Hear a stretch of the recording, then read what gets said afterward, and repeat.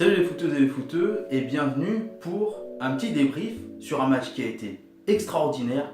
Manchester City accueillait samedi à 18h30 il me semble Manchester United. Et ouais, le gros derby mancunien pour savoir si Manchester is blue ou si Manchester is red a eu lieu et il a tenu toutes ses promesses tant au niveau du contenu notamment. En particulier, on va pas se le cacher, du côté de City, mais au niveau aussi du suspense et du retournement de situation. Un vrai film de passionné, un vrai match de fou et l'intensité a été présente. Alors pour ce premier débrief, on va voir un petit peu comment s'est passé le match. Tout simplement, City est arrivé en dominant. Alors déjà, première surprise, City joue avec Sterling en pointe. Alors peut-être qu'on va reposer pour la Ligue des Champions, mais il n'y a pas Gabriel Jesus, il n'y a pas Agüero.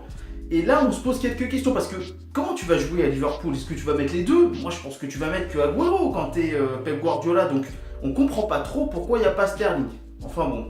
Et il n'y a pas non plus De Bruyne dans le cœur du jeu. Donc là, il manque quand même quelques joueurs. En particulier De Bruyne et Agüero. Mais ça n'empêche pas City de très bien commencer. Franchement, je vous le dis, quand on voit le début de match de Manchester City, on se dit que c'est plutôt pas tranquille, mais ils sont dominateurs. Ils ont plus de 65% de possession de balle en début de match. Alors, les occasions se font un petit peu rares, elles sont un peu timides en début de match, mais ça vient très vite. Et à la demi-heure de jeu, but de compagnie. Quelques minutes après, le deuxième but magnifique de Gundogan. Et là, on se dit, c'est bon, le match va être plié. Seulement, il y a un petit problème. Vous vous souvenez de Sterling dont on a parlé juste avant? Eh ben, il va manquer plein d'occasions. Et là, vraiment, c'est un manque de tranchant. C'est un manque où t'es pas décisif. Sterling manque 3 grosses occasions. Alors, soit, Manchester City va toucher les poteaux par 2 fois dans ce match, mais Sterling manque 3 grosses occasions. On peut revenir aussi sur la main de Young qui aurait peut-être, je crois que c'est Young qui aurait peut-être mérité un penalty dans les 5 premières minutes de jeu, mais en tout cas, Sterling est en train de bouffer la feuille de match. Et on a aussi Gundogan, je crois, qui met une frappe que Derrea arrête très facilement ou qui passe à côté du but. Enfin voilà. Donc là, à la mi-temps, City mène 2-0. Mais bon, Sterling a bouffé totalement la feuille de match. Et là, retour des vestiaires. Et il y a une équipe qui mène l'impact. Une équipe qui y va. Une équipe qui décide d'aller au front. Et je ne sais pas quel a été le discours de Mourinho à la mi-temps. Mais alors United, ils reviennent. C'est des bonhommes sur le terrain. C'est tranchant. Paf, but de Pogba à la 53e. Paf, but de Pogba à la 55e. On est à 2 partout.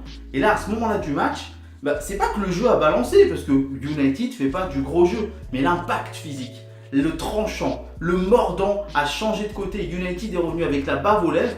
Et ils vont même aller marquer le 3e but. Et ce 3e but, il intervient encore après une occasion ratée de City. Et il y en aura encore après, même s'il y en aura très peu. Après ce 3e but, il y en aura très peu. Il y a le 2e poteau, là pendant la 2e mi-temps.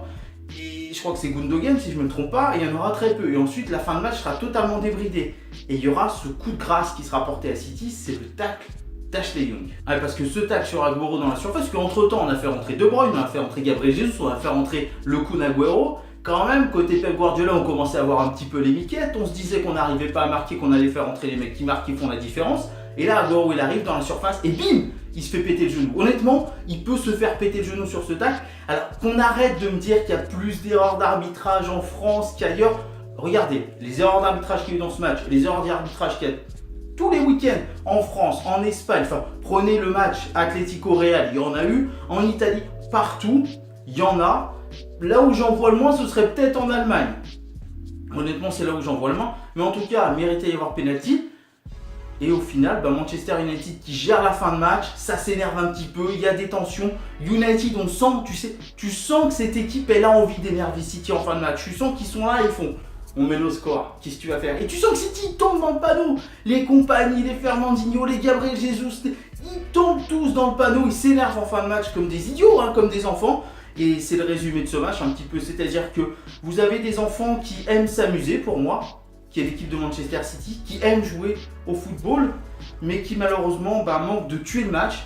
Et vous avez en face des adultes, des joueurs de foot, qui eux ne jouent pas vraiment au football. On ne peut pas dire que l'équipe de José elle joue au football, mais alors qu'ils sont là pour gagner des matchs, qui ont le mordant, qui ont le tranchant. Et ça me fait un petit peu penser à quand il y avait eu Manchester United, Arsenal. Vous vous souvenez quand il y avait Evra qui avait dit que Arsenal c'était des garçons face à une équipe de bonhommes?